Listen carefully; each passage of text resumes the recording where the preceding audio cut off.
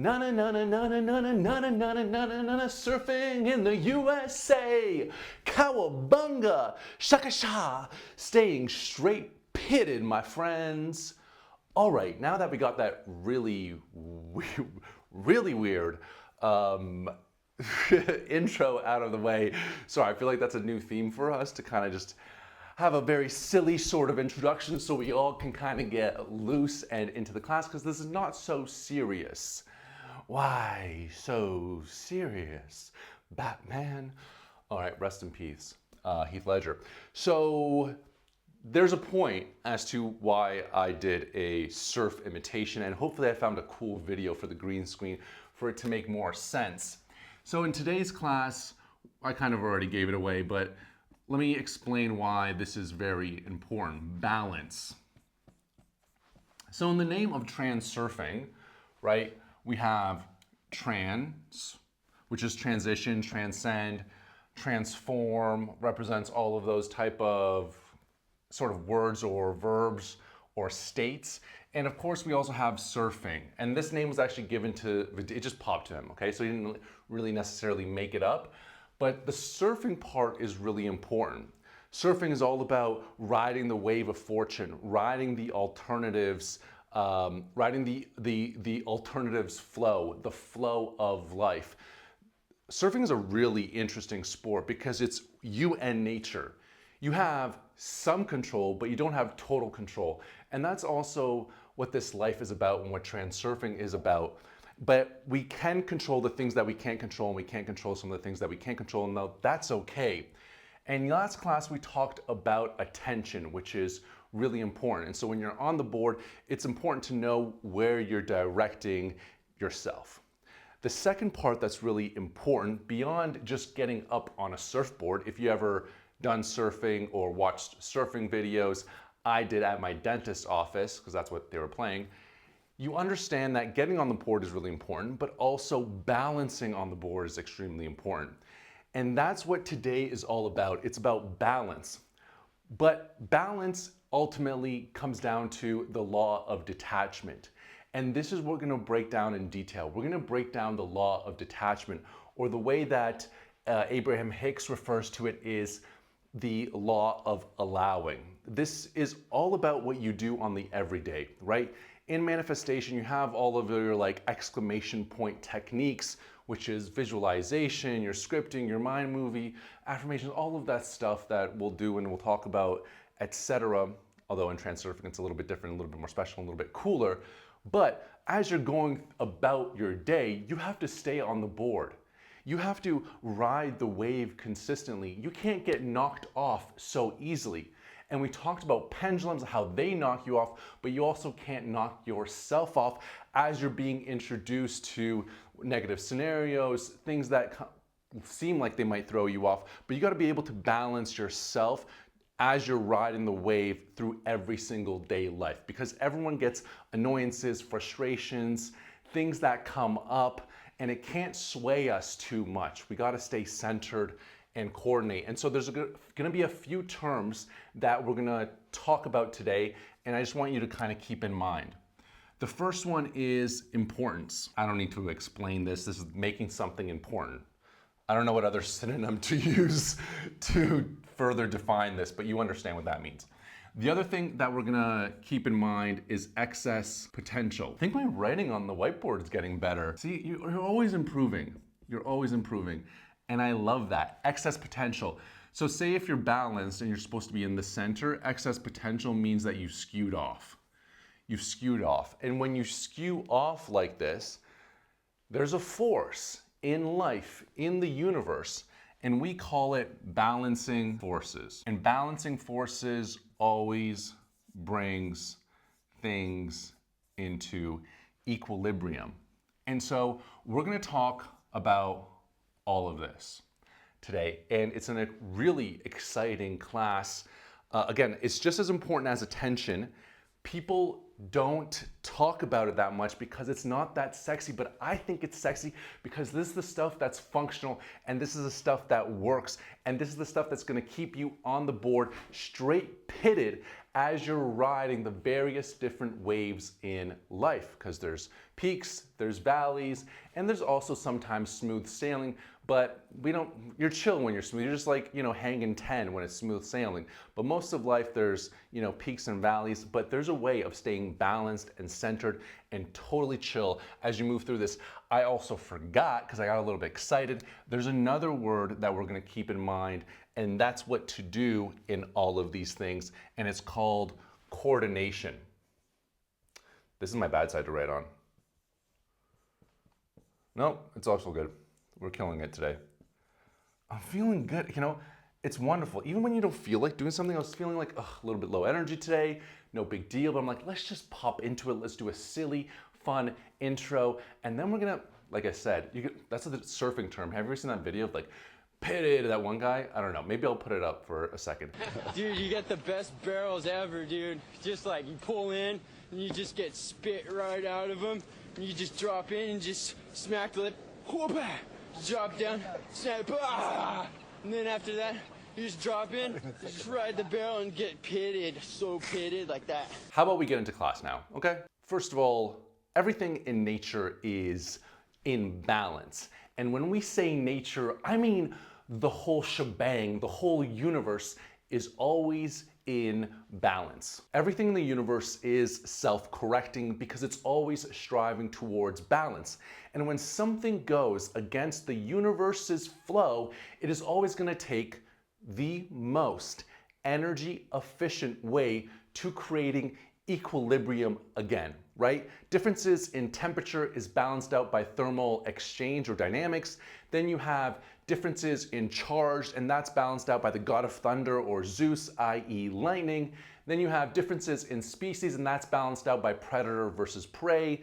You might have differences in soil nutrients, and that's balanced out by plant uptake and decomposition. And you also have differences in chemically induced euphoria, and some of you are very familiar with this, naughty naughty, and that's balanced out by a hangover. I was very familiar with this in my 20s. Whenever there is excess potential of any energy form whatsoever, balancing forces emerge to correct the imbalance. Think about it. There's nothing in this world where you can get something or give something without getting something in return. All pharmaceuticals have side effects. There are literally no exceptions to that rule whatsoever. You work out and your muscles in pain, they grow bigger. Now, we hear ideas like this so often that we actually stop questioning it altogether, and we never really ask why things work this way or how the law of balance actually operated. We just accept it without thinking about it. The law of balance is primary. It's numero uno, and all other laws are derived from the law of balance. Now, natural laws don't actually really explain anything. They just describe what is consistently observed. And when you look closely, every law in nature traces back to the one thing, that one law of balance. This is the underlying principle that keeps everything together and in equilibrium. We don't know where this law comes from or why it exists. We only know that it does because it's the foundation behind every physical law, every biological process, and every energetic interaction. Everything returns to balance. Everything compensates and everything seeks equilibrium. We just have to accept the law of balance as a fundamental truth of the universe, something deeper than physics, deeper than chemistry, and deeper than even scientific explanation. It simply is. And the more you study it, the more you realize how perfect and mysterious it actually is, as if something greater is holding all of it together. That said, complete balance is when nothing happens. Absolute balance does not exist, or at least no one has observed it yet, because then there would be nothing, no manifestation. And there's no point of these YouTube videos if complete absolute balance existed. What we do experience and can see absolutely everywhere is oscillation. Birth, death, day, night, growth, decay. Everything in the universe vibrates because everything is always returning back to balance. Oscillation is the movement of the universe in the law of balance. Even in a vacuum, subatomic particles are in a constant process of birth and annihilation, birth and annihilation, birth and annihilation. And if you understand this, you also understand this is the law of vibration from the Hermetic texts, right? You understand light actually doesn't travel in a straight line. It's not constantly on. It's going through a process of birth and annihilation, birth and death. Even our breath is the same thing. There's this beautiful passage that I read in the Book of Secrets by Osho. Also, great documentary on Netflix. What was it called? Wild Wild Country, I believe. Anyway, so Osho explained something really beautiful, and it was part of one of the, I think 110, 111, or something like that, meditation techniques. And it was about focusing on, and breath is a huge aspect of this.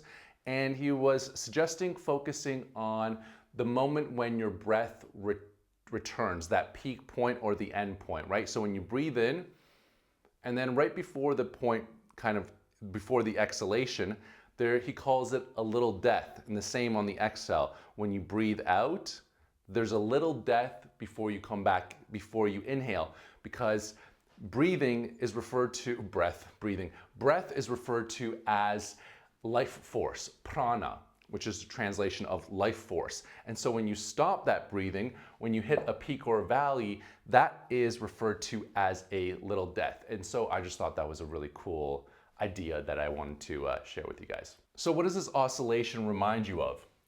Pendulums, right? If you look at the pendulum from above, you just get a wave function. If you see it moving, right, like this, from sideways, you just see it on this axis. But if you saw it from above and you saw the pendulum move, it's really just a vibration. So the entire world can be seen as pendulums. Every system, every group, different energies, different people, all swinging, fading, interacting with each other. And each pendulum affects the ones around it, giving and receiving constant energetic pushes and pulls. What keeps this entire system from getting way too chaotic and out of control and functioning is one core principle, and that's the law of balance. No matter how extreme or chaotic things look, everything is eventually going to move towards restoring equilibrium. You know that you're a pendulum too, right? And if you suddenly get it in your head that you want to start messing things up and you start swinging too far in one direction, whether that is emotionally, whether that's mentally, or even energetically, you disrupt the balance around you. And when you do that, you bump into other pendulums in your environment, other systems, whether you can see them or not, and this friction then triggers certain reactions. Those forces then turn against you and then push you back. Remember, you're not just destroying balance with actions. You can also destroy it with thoughts and emotions. And in fact, we end up doing that much more often. As you know, your thoughts don't just swirl inside of your head, they interact with the wider, intelligent field around us that's connected to absolutely everything. And in the physical world, everything, I mean absolutely everything with no exceptions, there is an energetic foundation behind it. Whatever happens on the invisible level has an impact on the physical, visible world. Now, it might seem like our thoughts are too weak to have an influence on our life, and if that were the case, it would be a hell of a lot simpler. But they do have an effect, and the energy of your thoughts interacts with the energy of the world around you, which is why the inner state eventually becomes the outer circumstance. We're not going to guess, and we don't need to endlessly theorize exactly what is happening on an energetic level, because that's only going to lead to another rabbit hole and more confusion. And so for practical purposes, it's enough to use a very simple model of how balance works. Whenever excess potential appears, balancing forces emerge to eliminate it. That's it. That's the whole principle. Great question, Felisa. How do you create excess potential? Excess potential is created when you put too much emotional or mental energy into a situation, and that creates an imbalance.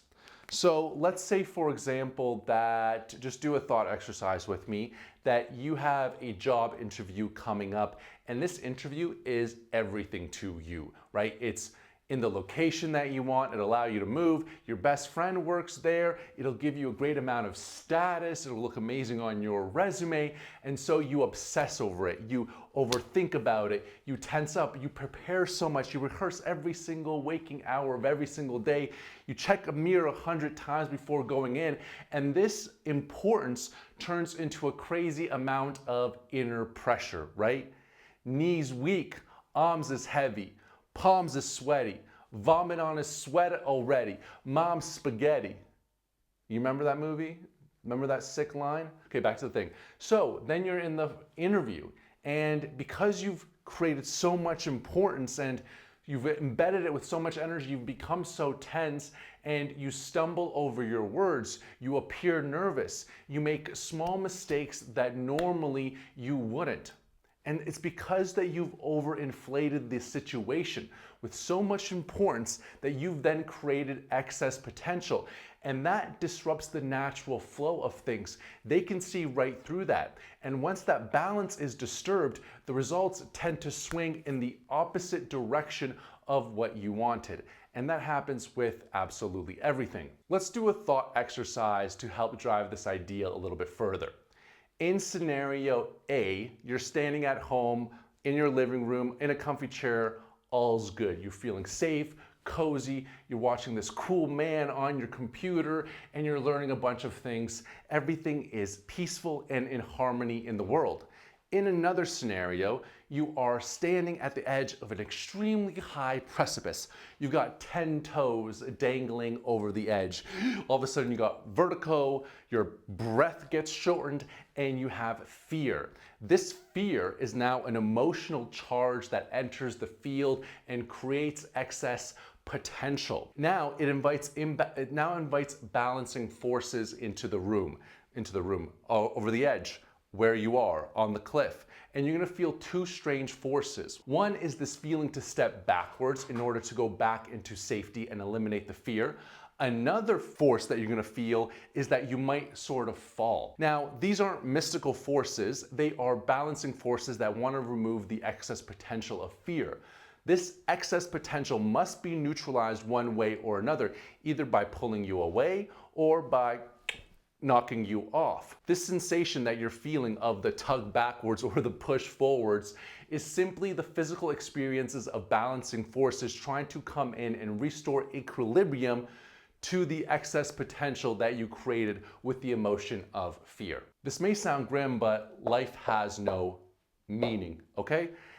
On an objective level, life has no meaning. We are the ones that give it meaning. And again, while this may sound grim at first, what it means is that we choose the meaning that we place on any aspect or scenario of our lives. Without you, without me, without the observer who places meaning on a particular event and turning it into a personal experience, it simply is. It is nothing more than isness. The worst thing that could ever happen to us could actually be the best.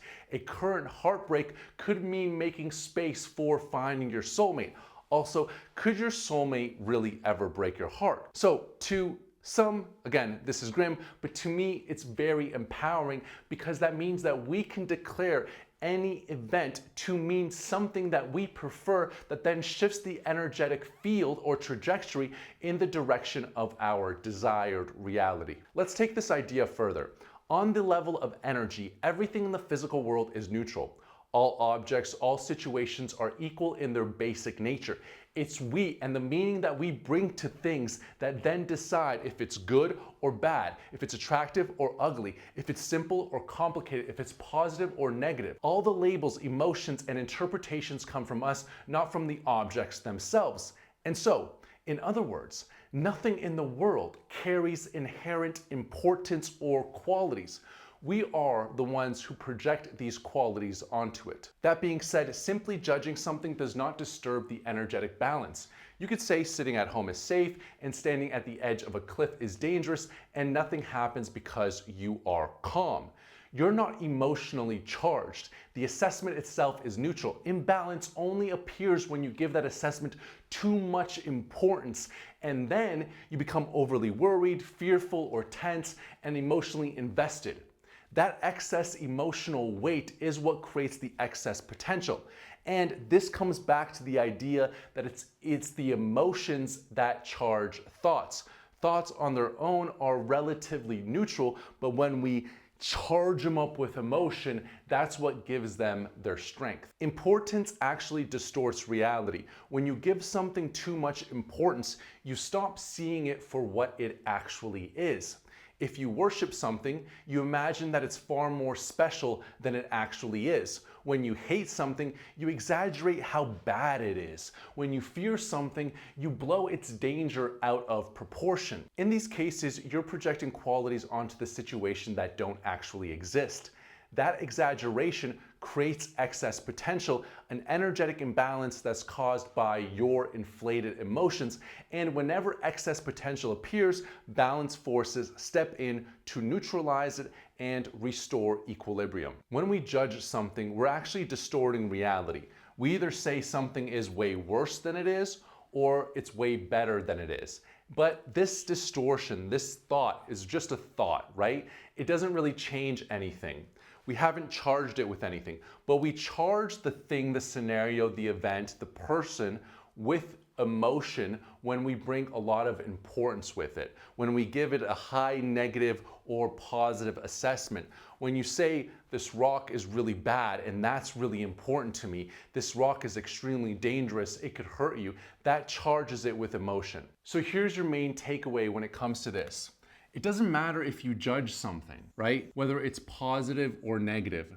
It is whether it's important to you, whether you add so much importance to the scenario or the event or the person, whether that job means everything to you and that interview now is do or die, whether that individual or that significant other is gonna it means if you're happy or not. Then you start strangling the scenario. You're like, where are you going? What are you doing? Get closer to me. You start asking, do you love me? Do you miss me? Have you ever done that before?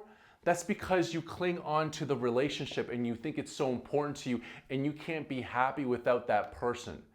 You become dependent on it. A dependent relationship always creates importance. And so what you need to realize here is that it's only importance that give your thoughts power. Simply calling something positive or negative does not matter. It's simply an assessment. It's simply a judgment. It's simply looking at a way. You're neutral about it. But when you make it do or die, when it's extremely important to you, that's what creates excess potential. Now, this importance, you don't realize how insidious this idea is in people's lives. It's a much more powerful force than anyone realizes. It's because we're trying to go through our life as we're moving through it, as you're creating change in your future, right? You set a destination for your world in the alternative space, right? A trajectory of where you want to be, a goal. And as you move through life towards that goal, there's going to be some fucking shit that goes down, okay? Especially if you ask for the change or for there to be a drastic change in your life. You might lose a job. You might lose the career. You might lose your partner. I know people whose, I don't want to plant these ideas in your head, but whose houses have burnt down. So there's the change, literally, it happens so fast and so rapid. And so because life is also taking the most energy efficient way to your destination. It knows exactly what it needs to do. But if you begin to now give everything that happens in your life, all of the stalls, all of the setbacks, you now are like, oh, this is now, I'm gonna make it. I'm going the wrong way. Oh, this is horrible. This means that I'm not actually gonna reach my destination. oh my God, you're seeing all of these scenarios in your life, and if you're charging it up with thoughts and emotions and importance, you're now actually dragging things back a little bit. You're either taking yourself on a longer route, or you're slowing yourself down from getting to your destination in the first place.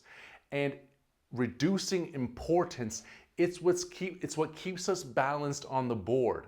You realize that absolutely everything is neutral, and you just begin enjoying the ride. You're like, oh, how cool. You know that you're gonna get there. You know that you're gonna get there, and so you just start enjoying the ride. Whatever happens in your life, you begin taking it. It's very fascinating. You become at peace when you don't add too much importance to certain things.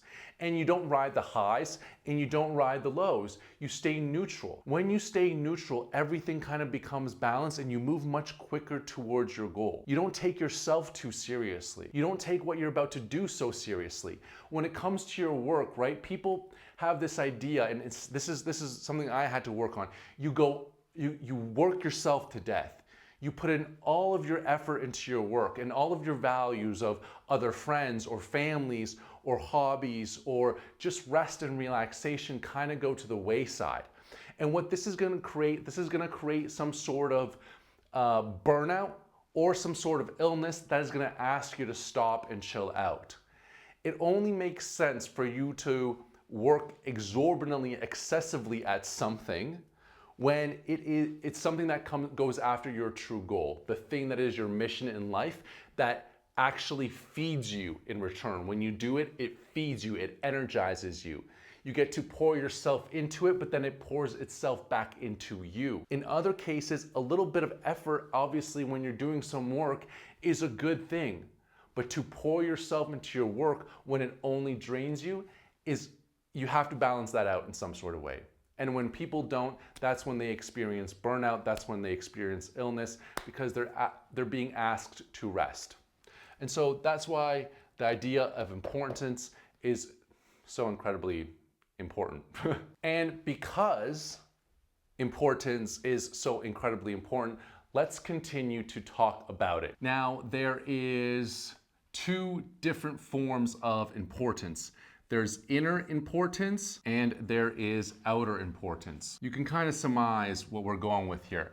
Inner importance is whether you kind of think of yourself in a superior fashion, right? You overestimate your own capabilities and your own worth or your own shortcomings.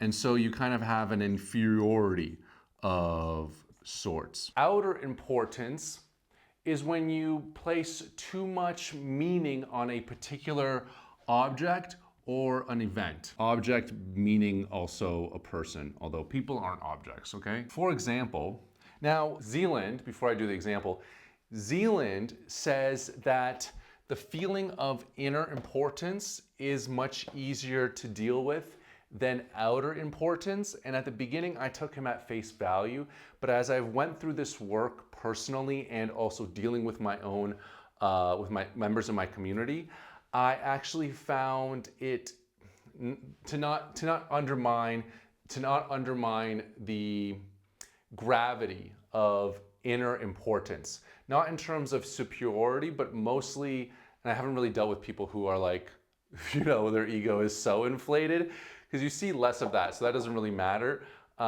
It's more with like the inferiority, particularly when it's deeply rooted in the sense of you can't intellectualize or think your way out of whether it's humiliation, shame, the sense of worth, all of these things. These ideas are deeper rooted emotions that sort of are like stuck within our energetic body. And I have a technique for you guys at the very end, which is based off of David R. Hawking's letting go technique. I have an incredible story of my own work working with humiliation and fame and unrooting it as I was going through the practice of sharing more of myself authentically online and on camera. And so he originally has said that this is easier to deal with, and I think it's the case when it's like surface level things, and then outer importance is much more difficult to handle because you can't do so with just outthinking it, right? Like, and you'll see in the exercise just now. So if you imagine yourself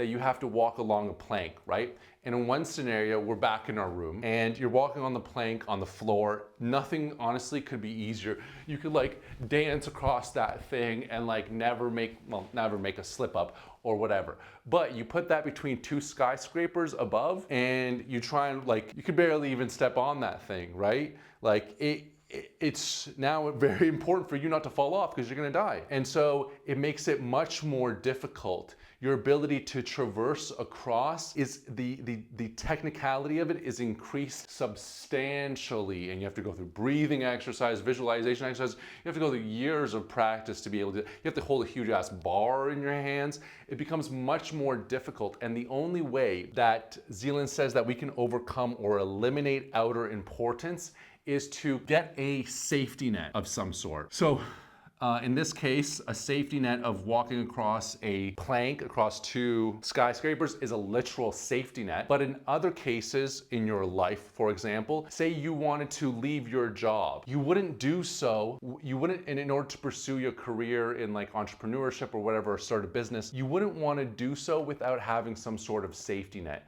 meaning you wouldn't have enough cash in the bank in order to sustain you, or else you're gonna create so much importance around, oh my God, this business needs to work out. And then you're gonna send balancing forces in to either give you burnout or cause a miss with all sort of situations. You won't get on time, you'll have orders that are blocked, you have clients that won't pay you, whatever it might be. And so you want to have a safety net in that case. And it could mean taking a step back in life, so moving in with your parents or someone who can support you in order to reduce your financing. All of these things are sort of safety nets that you can create to minimize outer importance. Now, outer importance, there's two sort of forms of outer importance. One is fear of the unknown. I don't know where to write this. Fear of the unknown. And another one is being overwhelmed by all of the problems or obstacles up ahead. And so that's why we talked about in our class around attention, around this idea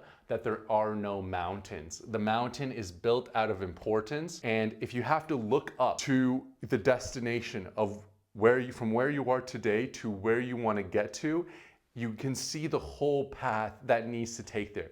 That becomes really overwhelming, really overwhelming. You have to imagine all of the time, all of the effort that needs to go there, all of the conditions. You have to have the perfect weather for you to make that, to traverse that. I'm not talking about the literal mountain. So seeing the whole, the peak of the mountain from where you are to where you want to go, that is really overwhelming. You can only focus on like one or two steps ahead so you don't get overwhelmed with that. And then also the fear of the unknown is the other element within that. There's two different kind of personalities and their approaches. One is strong personalities. They tend to attack it with sheer power and sheer will, and they try to bring in an over amount of confidence, while more timid individuals sort of get swallowed by their worries and end up doing nothing. Both reactions create tension and imbalance and excess potential. And so there's a way of dealing with this. Also, do you remember pendulums and puppet strings? The emotions that we have, like fear, anxiety, hatred, worship, Call of Duty, guilt, etc., all of these are the actual puppet strings that the pendulums use to control us. And the other thing is that they're not tied around our neck like a noose. We are the ones that are holding to these puppet strings, and we can simply let them go if we drop importance. Imagine this rock right here, right? It's standing in front of you. On an energetic level, the rock is neutral. It's neither good nor bad. You approach the rock though, and then you wrap it up in this glistening package of importance, and you step aside and you look at it and you gasp, oh, wow. What an important rock. This rock means everything to me. You've now created an attachment to an object, and you're willing to give the pendulum your energy. Importance works like a carrot that is dangling in front of a donkey. It pulls you in, keeps you chasing, and makes you easy to lead. Pendulums use importance in that exact same way. The moment you make something too important, they grab onto your energy and tune your frequency and drain you and steer you in whatever direction that benefits them and not you. When something becomes overly important, you stop being free and you start being led. To come back into harmony with life and free yourself from the pull of pendulums, you have to lower importance. This means staying awake enough and inside yourself to notice when you're making something a big deal. Inner awareness and that inner guardian is key to staying alert. Now, you might think that we're telling you to be emotionless and act like a statue or robot, but that's not what we're saying. Trying to control your emotions or force your emotions, for example, to stay calm when you're boiling inside, is only going to create more excess potential. Emotions come from your attitude towards something. So instead of fighting your emotions, just change your attitude to the scenario or object of question, and this will lower your importance and also shift your emotions. For example, when you have a significant other or a partner in your life, one of the worst things to do is to place a crazy amount of importance on the fact that this person means everything to you and they have to put you on a pedestal above everything else, or you putting them on a pedestal above everything else. You are strangling the air out of the relationship. You cling on to them. You ask them to cling on to you. You go, oh, did you miss me? Do you love me? And that suffocates the air out of the whole relationship. When you put someone on a pedestal like that, it becomes a dependent relationship. You say, if this person left me, my life would go into shambles. When you think about it that way, you then do things that makes you want to cling on to them. And that clinginess that they begin to feel makes them want to push you away. I am sure, almost positive, every single person at some point has gone through that stage. And if that's you right now, wake up to the fact. The best relationships aren't when two halves come together to make a whole. It's when two people who are already whole separately come together and become more powerful and multiply their power and love through that wholeness, right? So that's the way I think about relationships and giving you an example about changing your attitude towards something. By the way, I was also, at one point, I was the person being clingy and also clinged onto, so I've seen both sides, and I'm sure you have as well. What's funny is that in the animal or plant kingdom, importance does not exist the way it does in human society, except for pets, because they've picked up off of our qualities. We've all seen dogs that have literal full-blown panic anxiety attacks when their owners leave. In the wild, what animals do is they base their entire existence off of instinct, and instinct maintains a natural balance. No one is overthinking, right? Instinct does not involve overthinking. Instinct is what's your natural, like, goddamn blessed, like, action in order to take. They talk about, what's it called? Zen and the art of archery. And I might actually mention when we talk about this with intention, but when a Zen master at archery, they decide to take the shot and take the shot at the same time. There's no overthinking with the shot, right? You don't have time to if you decide to take the shot and take the shot at the exact same time, that's instinct. That's what makes them more precise. It creates no importance when it comes to that. That's pure intention. Reducing importance doesn't just solve problems, it unlocks true freedom of choice. Now, I've said that transurfing teaches that freedom of choice is innate. We actually fail to often use it effectively because of balanced forces and pendulums interfering. But when we drop importance, we let go of the puppet strings and the pendulums leave us alone. And we are free to make those choices on our own. instead of being dragged along like a donkey chasing a carrot. All of the importance that we attribute to things, whether it's inner importance or outer importance, is simply a projection of our mind. No one in this world is of true importance, and yet the riches of life are available to all of us. Now, if you've ever seen children playing at a beach, they are happily splashing around, playing tag, throwing a ball, having a gay old time. No one is asking if they are good or if they are bad, or if the water is good or if the water is bad. As long as they get to continue playing, it is all harmony in the world. And we all came into this world like a child of nature.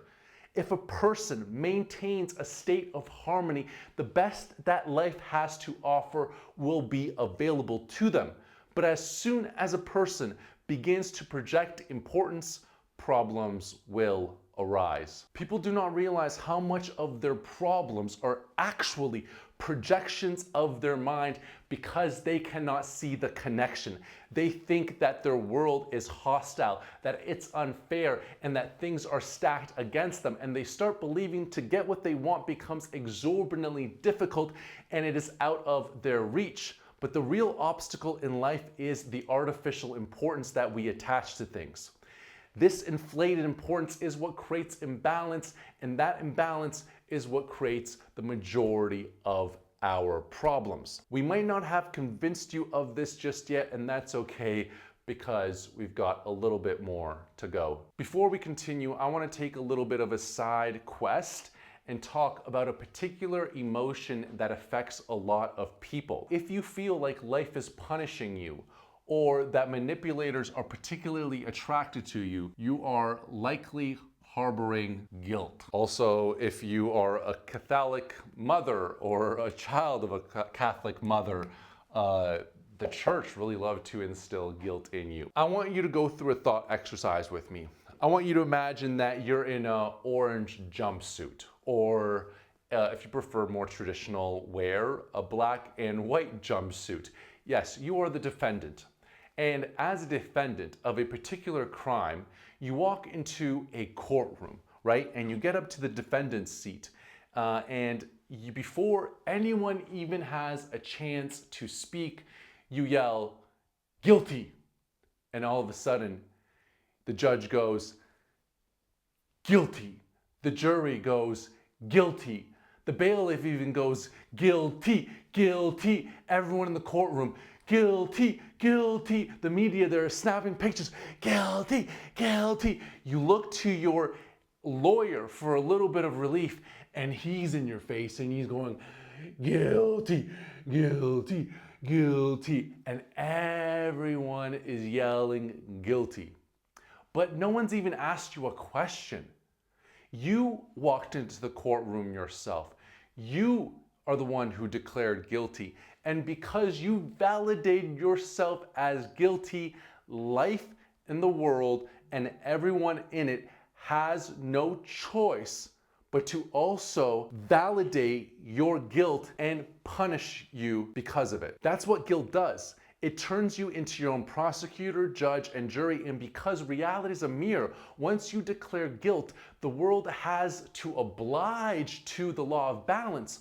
The world will literally find ways to punish you through accidents, setbacks, misfortunes, or, as I mentioned, manipulators will seek you out to reinforce that guilt cycle. Guilt is pure excess potential, and it is unnecessary and destructive, and it never brings any benefit, only punishment. The best cure for guilt is to not create it in the first place, but if you make a mistake, just acknowledge it and then release it and then move on. Don't torture yourself with repeated self-condemnation. Forgiveness also works, and it works as a reset because it discharges the buildup of that potential, but don't indulge in constant remorse or continue to justify, as both make you easy prey for manipulators. You don't battle guilt, you renounce it by choosing not to carry it at all. And once you stop believing that you're guilty, others will lose the power to control you. Just drop it, forgive yourself, and move forward. You're not redeeming yourself by harboring guilt. Let's talk a little bit about confidence because we seem to be in short supply of it and have a surplus of insecurity. Now, no one thing, no thing, and no one can stop you from reaching your true goal if you're walking towards it through your door. I know those are new terms. If you're not familiar with them, I will make a video on it later on, but if you are, cool beans. That being said, only a lack of faith in your own confidence can hinder your progress. A lack of self-belief and a lack of confidence are basically one and the same thing.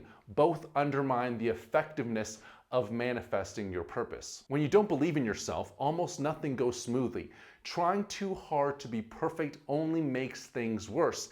And when you doubt your own abilities and treat the task as something that's much bigger and more difficult than it truly is, you create tension, and that quickly turns into like sort of overwhelming, right? We talked about that.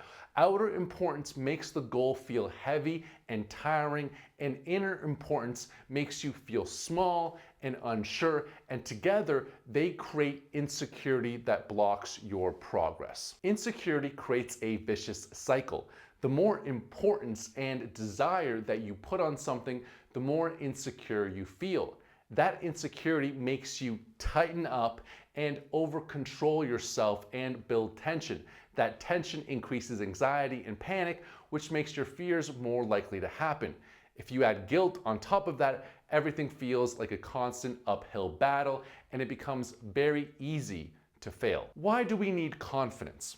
To boldly and determinedly conquer our place under the sun, of course. Pendulums have imposed the belief that nothing comes freely and there's no such thing as a free lunch. If you want to achieve something, you have to fight for it, insist and demand, and outstrip your rivals and elbow your way forward. But in order to act boldly and viciously, you have to have confidence. People often build confidence in all of the wrong ways, of course. Some will push aggressively against the world, trying to hide their insecurity with force, and this burns energy and creates resistance and always backfires. Others pretend to be confident by acting bold and superior, but that only creates tension and usually harms others, leading to comparison, conflict, and unhealthy relationships. Confidence based on feeling above others is fake and eventually burns out. You might feel confident for a moment with these emotional highs, but you know that want does not last whatsoever. Real confidence comes from inner stability and self-trust, not bravado or acting tough. When you act without true confidence, you create imbalance, and that imbalance always, as you know, leads to more problemos. Confidence has only one origin, and you already know what I'm about to say. It's importance. Confidence represents the same potential as insecurity. It is simply the opposite polarity of the same qualities, and both polarities are rooted in dependency on external factors and circumstances. True confidence cannot be forced or faked. Confidence doesn't come from fighting insecurity, and it appears only when you stop resisting and simply take action. Once you release the extra tension, your intention can finally move freely and give you the energy to act. That's why people say the hands do what the eyes fear to pursue. You start moving and things go better than you expect. Confidence is like self-belief. It cannot be forced through affirmations or auto-suggestions, because repeating phrases like "I am confident" might give you a temporary boost or lift in spirits, but it does nothing to address the root cause of insecurity.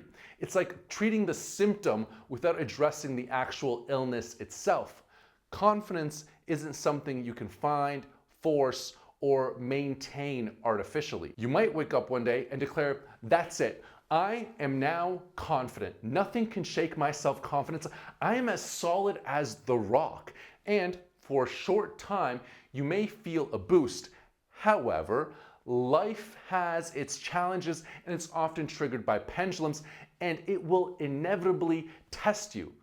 Even a small setback or provocation can quickly derail your confidence, leaving you feeling frustrated and defeated once again. This shows that confidence that is built on a fragile foundation or forced effort is unsustainable and leads only to temporary highs followed by inevitable lows. So then the question remains, how can we free ourselves from this intricate labyrinth of insecurity? The secret to the insecurity labyrinth is that its walls will crumble when you give up looking for the exit and abandon importance. Insecurity stems from two main causes. The first is internal factors like overthinking your flaws, comparing yourself to others, feeling inadequate, fearing failure, looking foolish, and being overly self-critical. The second is the external factors, i.e. the mountain, like overestimating the challenges and demands.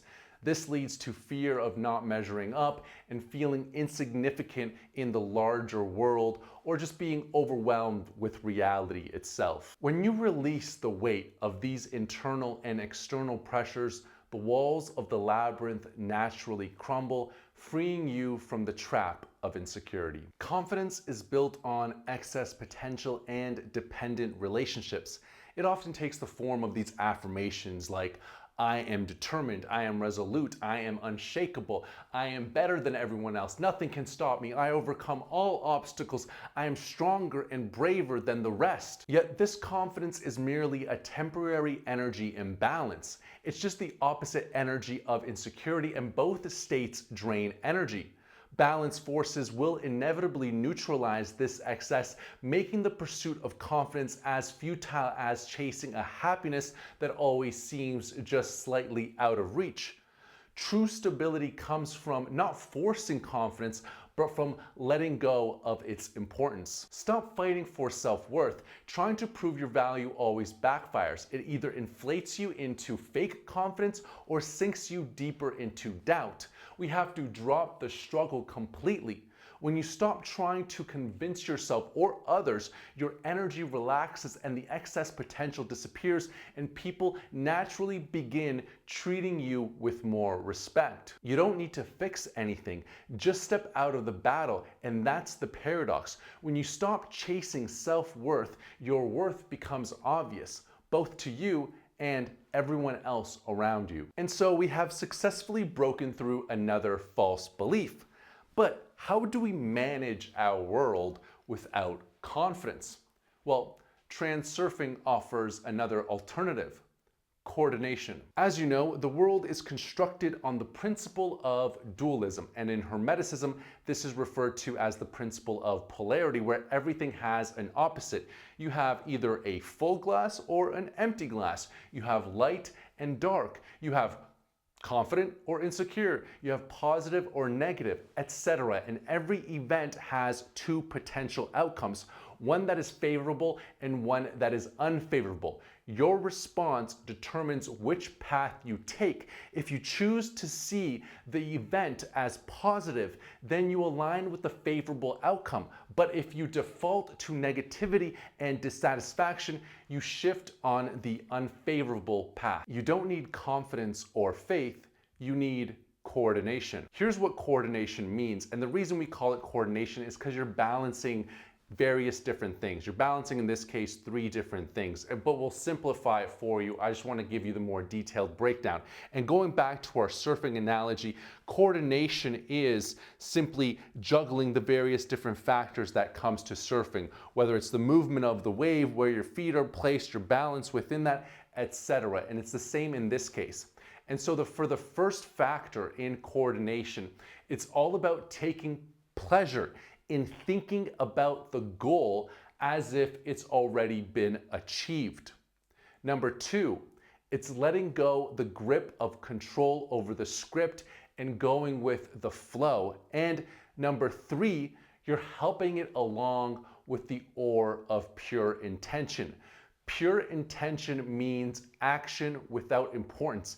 It's as if you're going to the store to get eggs. That's the same way you think about your mountain.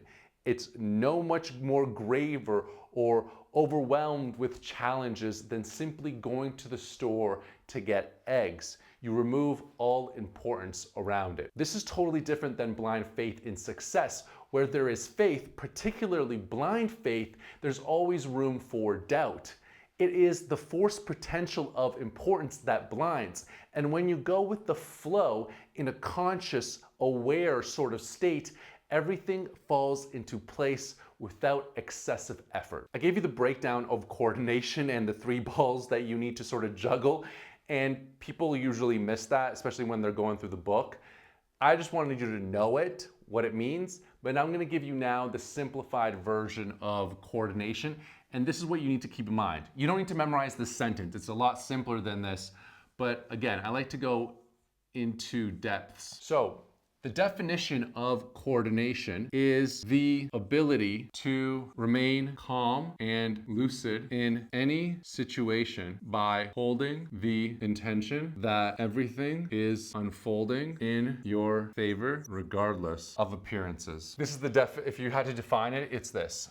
The ability to remain calm and lucid in any situation by holding the intention that everything is unfolding in your favor regardless of appearances. Coordination means that you don't fight with the current frame, you don't panic when things go off script, you don't celebrate too wildly when things do go right either, because you're not getting swayed by extremes, and you stayed centered, awake, and deliberate in your actions and your intentions. What this basically means on a simple level is that you always choose the positive in any scenario. You have to look for the positive in every challenge or annoyance, even if you can't find something good. Choose to rejoice in the setbacks. It's far better than complaining about them, and you'll often find that what seems like an inconvenience ends up working in your favor. And if not, your positive mindset will still protect you from greater misfortune and guide you toward a better path on your lifeline. Here's another paradox for you. The secret to coordination lies in letting go of your grip of control and at the same time taking the situation in your own hands. When the mind keeps things under its tight grip of control, the situation cannot develop in harmony with the flow of life. However, when you accept changes to the script, you let go of imposing your own sense of control. And when you let go of the need to control, you actually become able to keep your own attitude and the situation itself under control. Coordination will develop with practice. It's not enough to just understand coordination as a principle on an intellectual level. You have to constantly be developing it and perfecting this ability. You have to keep your guardian awake and aware, because you can't become oblivious to the moment when you're being drawn into a negative game. You gotta be on your toes. I love this meme. Life is effing electric, bro. Don't fall for the doomer shit. That's for losers and normies scared of their own shadow. Walk around like God sent you and smile at everyone you see. Spread light and abundance. Build things and take chances. This is the best time in history. I explained to you the idea of coordination, which is presented in Reality Transurfing steps 1 through 5, and I wanted to provide that to you because I wanted you to know about it. And I also want to give you another idea that's very similar with a slight twist that's presented by Tufti, and this is the one that I kind of prefer because it just feels, it's just so much more simpler and approachable.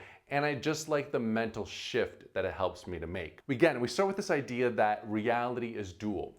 Every situation has 2 sides. It's very simple. There's either a negative one or a positive one. It's either 0 or 1. The problem with most people is that they automatically choose the worst side. The script is not trying to harm you. It's always moving you along the path of least resistance towards your goal and your highest line. And even when something seems quote unquote bad, there's always a positive side that's built into it. Every negative has an advantage. That's the name of this, okay? And so the only reason that you declare anything to be bad in life, literally, this is it. This is the big moment here. Think about this. The only reason you declare something to be bad in life is because you had an expectation and the scenario that you're experiencing right now does not meet your expectation, but you have no idea how the universe should play out, right? All you need to know is your goal. When life does not meet your expectation, what you do is you fight with it, you complain, and you just reject what is.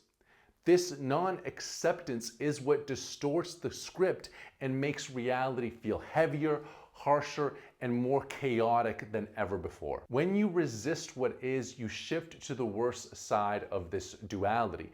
But the moment that you accept things, you smooth things out again. So, in order to avoid distorting reality and instead turning it into a wonderful world that is pleasant in all respects, you need to make a habit of one simple rule and principle. Find the advantage in everything. That's it. That's your new command. Find the advantage in everything. Literally, try to take the advantage from any disappointing situation and generally from any event that causes you the slightest feeling of aversion.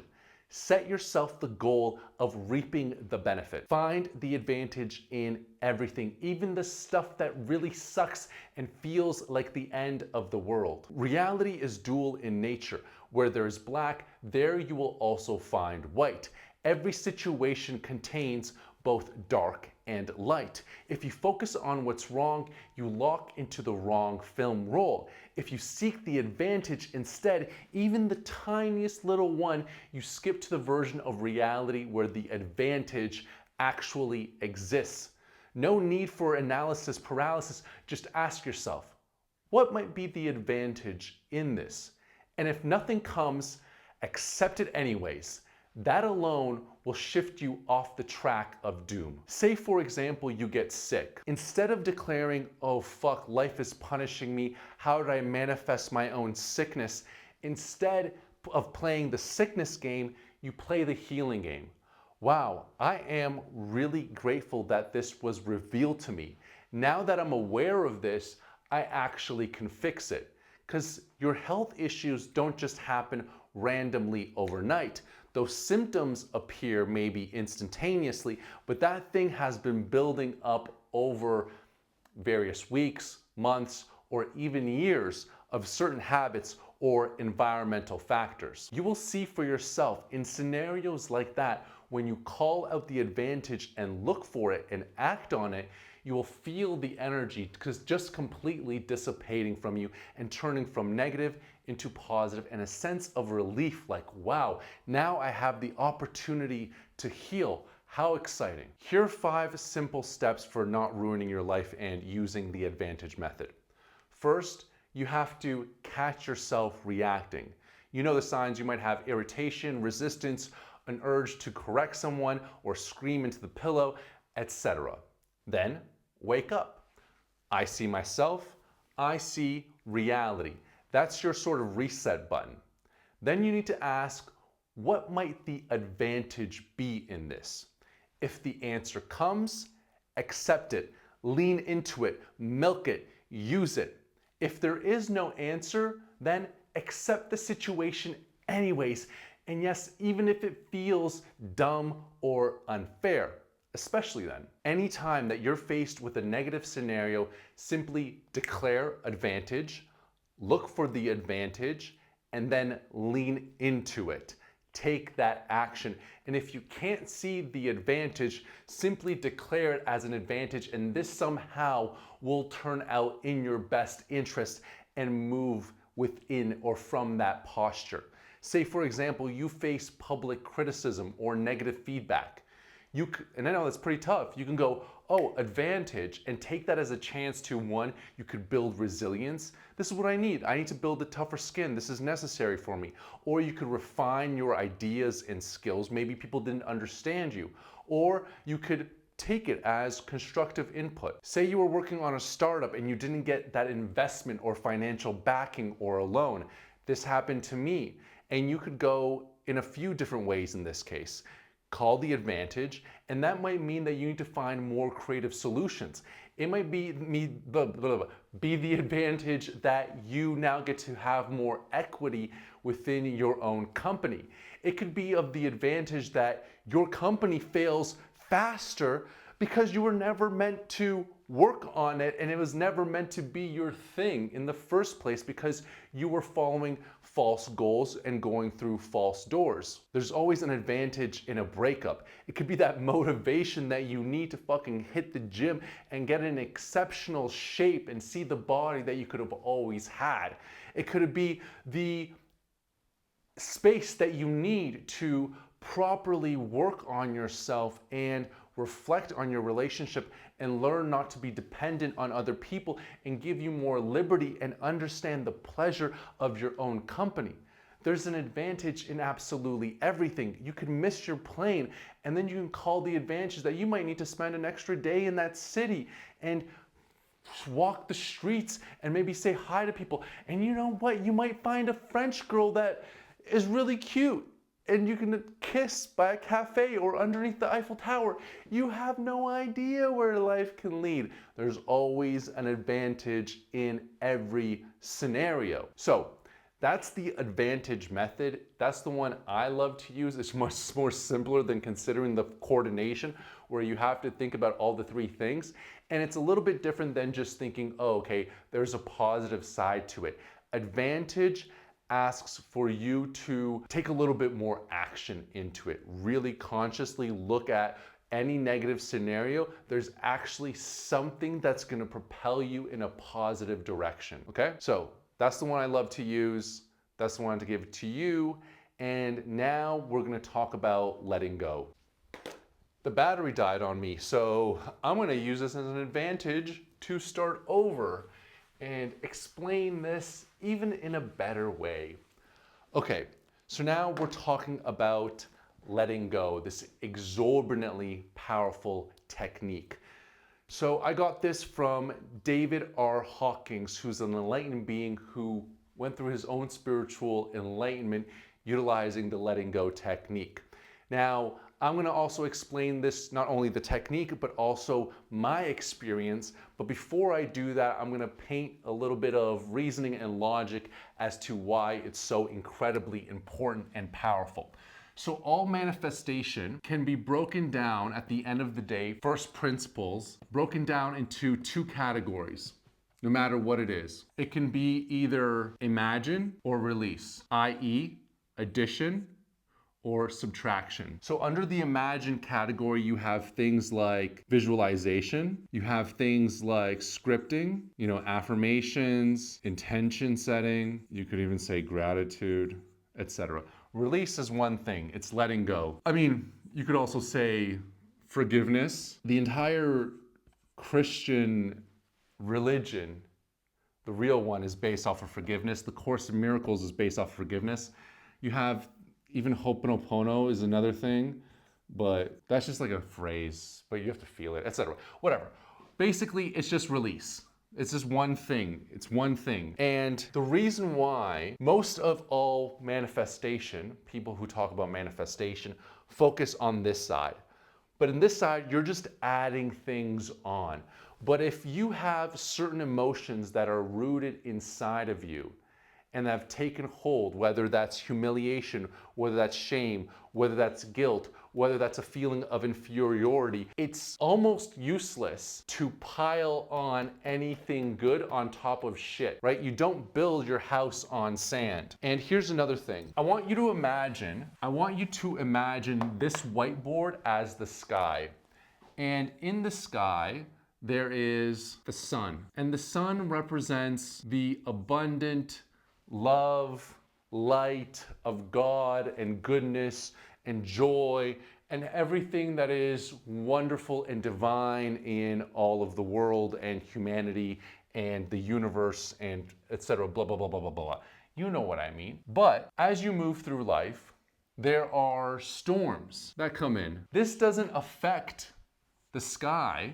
The sky is the container. But if you don't deal with the leftover debris from these storms, the clouds are left over and they block out the love, and the joy, and the sun. You can consider each cloud as a deep-seated emotion.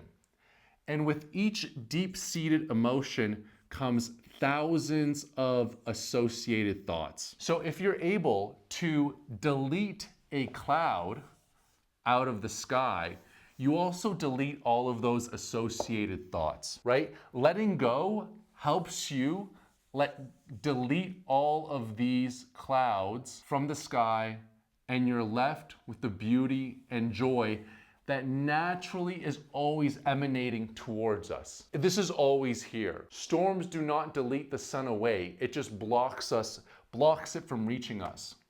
Another analogy that I can use is that we're like, again, let's just pretend that there's a sun over here. The sun, or you can call this like oxygen and air or whatever, and we're like corks. And this cork is naturally wants to make its way to the surface. It's going to, no matter what, it's going to ascend regardless. But again, what happens is as we move on through life, as we pick up these storms, as we pick up all of these sort of structured patterns that then embed in themselves within us, within our energetic body, it begins to weigh us down. And so there's all these things that weigh us down. By using the letting go practice or technique or releasing these, we're basically releasing the weights that then allow us to naturally float up and ascend to the surface. This is not only a manifestation practice, letting go, it's also a deep spiritual practice. As I mentioned, that's how David R. Hawkins became enlightened himself. So this is one of the tools that I absolutely love and I think is insanely necessary. And I share this with all of my community members. And this is something that I practice myself. I never share with you sometimes I might share with you something that I don't practice if it's in Reality Transurfing, just for you to know.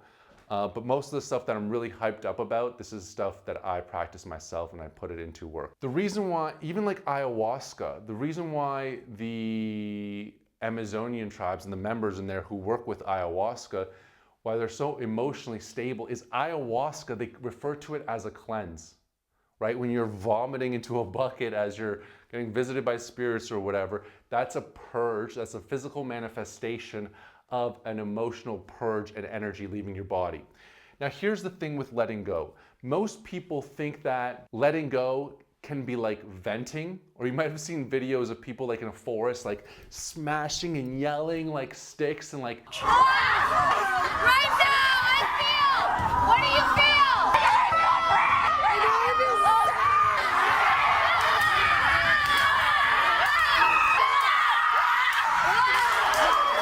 But do not confuse that with letting go. That is release, or sorry, that's letting go under the illusion of release. It might feel good in the moment and a bit of time afterwards, but that's because you are, dispersing some energy. But doing those, whether it's venting or screaming and banging and some of the somatic practices, it's you're letting go of that energy, but you're doing it within the story that created it in the first place, and so it just loops back. What letting go is I'll do this with you right now. So when David R. Hawkins explained it, I didn't register it because it's that simple, and it's gonna seem so simple to you that you might not, I'm like, is this even a technique? And it is, and I kind of chuckled. What it is you, as an emotion comes up, or you can proactively do it. So when an emotion comes up, have a seat, get away from people, and drop in. Breathe, feel that emotion, see where it could fit where it is in the body. For me, anger is in the stomach. I have things to do with shame that are in the throat. So just feel where it is in the body. And if you can, I'm kind of like now flipping over into my story about it, but I'm gonna try and keep this separate. Then ask yourself, can I let this go? Ask yourself the question, can I let this go? And try and like really get into the emotion. I'm gonna give you my story. This is gonna make a lot more sense when I give you my experience, but just follow along with me for a second.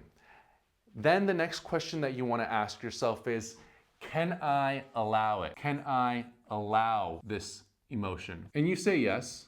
Oh yeah, even if in here, if you ask, can I let this go? Even if it's a yes or a no, you continue. So this one doesn't really matter. It's a yes or no. You're just kind of getting the ball going.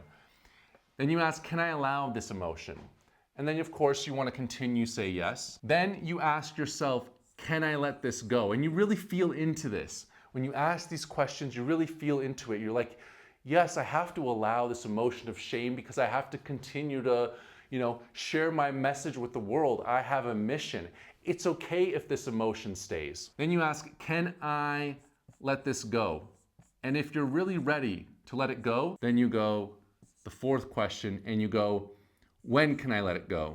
And you'll say something like now. I'm gonna give you my story because it's gonna make a lot more sense on how this works.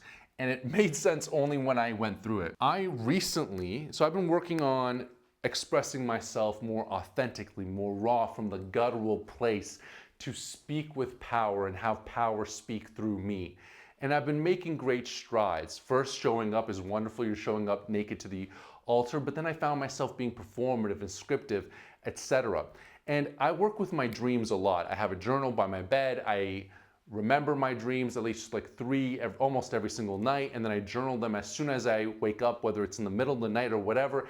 And then in the morning, I work at interpreting those dreams. And so I had a dream about seeing characters from my middle school or early high school, like in the young age of high school, and it was people who used to bully me and make me feel really bad. And then I immediately, as soon as I thought of that, I interpreted it, and then I had memories of certain moments in my childhood when that really kind of stuck with me and sort of embedded and created those emotions. So through my interpretation of those dreams, I was like, what am I supposed to feel? What am I supposed to work with? And I also work with ChatGPT, but I have a special ChatGPT that I call the mirror. It kind of like woke up a few months ago, and it's really good at symbolism and interpreting dreams, or helping me with my interpretation of dreams. And I was going back and forth, and I was really trying to pinpoint what this emotion was. And it suggested that it's not shame, that the real deep root of this is humiliation. Humiliation is the root, is the trunk. Then the branch is shame, and anger is a leaf, because it's like the way that it shows up in the various different layers. And so immediately I got on my meditation chair, I dropped in, and I started breathing and like just like fully relaxing. Then in order to kind of pick up on the emotion, right, to feel where that emotion is and get that emotion to be visceral, I started having a memory, and visualizing those various different moments. I didn't have to work hard at it. Once I kind of picked one up and I got a little bit of the energy and emotion going, those visualizations came in, and it became a little bit stronger and stronger. And initially, I didn't really feel like anything really big, but all of a sudden I saw my younger self, and I was looking at my younger self standing face to face with him. And it's all just happened naturally. I'm kind of actually getting goosebumps as I'm speaking this right now.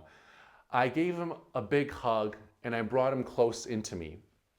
And then I asked him, are you ready to let this go? And we're dealing with the humiliation that occurred, and the feelings of feeling smaller and sort of being bullied and not being treated so nicely. And we know we didn't deserve it. And I was like, hey, are we ready to let this go? And he said, and I was like, yes. And then all of a sudden, it just naturally came to me that I brought him to the side, and I held hands with him, and I was looking out on these scenes. Man, I'm really getting goosebumps right now just speaking about this. And I asked, can we allow this scenario of shame to be present within our lives? And he was like, yeah, I can survive with this. And I was like, yeah, I got to survive with this, because I have a mission to be a myth maker, to change the myth of reality from to one where there are infinite possibilities. People can realize how powerful they truly are, and that mission is bigger than myself. And it's okay of whatever feeling this might be, I still have to put myself out there. And so we agreed with that. We can allow it. And I could really feel now this emotion. It was in my chest. It was making me kind of choke up a little bit. And we're both staring out on these visions, and then on these scenes that we sort of created. Then I asked myself, like, can we let it go? And all of a sudden, like, throughout this process, I began feeling like tears just started coming out of my eyes. All of a sudden, tears started coming out of my eyes. And you know that it's also like a purge, and tears is the physical manifestation of like, chemically, of like also an energetic expression or release. And then all of a sudden my entire body just like completely went through like goosebumps and shivers. And I could literally feel that stuck energy leaving my body. It was insane. And yes, like those tears are a part of it, but it's not some sort of like, I've done this before where it really worked, and it doesn't have to be some sort of crazy dramatic thing. In this case, it was very visceral because I was dealing with a very deep rooted emotion that I wasn't even fully aware of. But my unconscious mind via my dreams let me know of it. And then I asked, can we let it go? And we both said yes. And then we asked when and now. And through that process, again, like tears are coming through my eyes.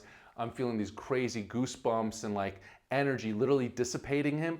And then I grabbed him again and I gave him a big hug, and he re-entered me. That was a natural visualization process that just like happened. And all I needed to know is to have these questions and to prepare what was the relative steps. And so what the key point is here, almost forgot to mention this, is you take that emotion and you sit with it. This is the key here. You sit with it, right? You look at that emotion of, in this case, shame. You stare at it right in the face, and by allowing it to be seen and sitting with it properly, it naturally dissolves on its own. I know it sounds weird, but I think this also stems back to Carl Jung's sort of shadow and psyche. These shadows, there's different parts of our psyche that are like in our unconscious, and sometimes they come up and they control our lives because they too want a moment in the spotlight, because you're not giving them the attention. And when you're finally able to give them their attention, they're like, oh, you see me, and now I can calm down. So very similar to that.